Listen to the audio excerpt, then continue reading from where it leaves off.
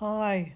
Well, I thought I'd share this most amazing experience with you all. This duck landed on my balcony, and I'm 4 floors up from the ground. He looked very lost and confused because we've had a lot of stormy weather lately, like the last couple of days, bad storms.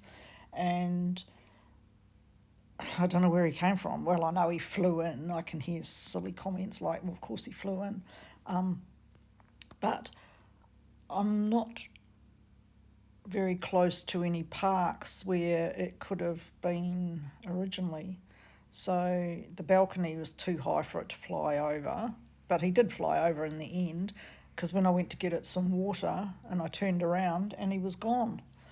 So a beautiful experience and a bit of a worry for a short time because I didn't really know what to do other than video it. But anyway, hope you enjoy seeing the duck on my balcony like I did. I actually thought when he'd disappeared that he had actually gone hiding behind a pot plant or something, but I checked and he had gone, so at least he's safe. I had tried to find a number for the Parks and Wildlife, but it just went to, oh, we're not open yet, go to some website. And I thought, I'll just watch it and see what happens and try again later. Anyway, enjoy. Bye.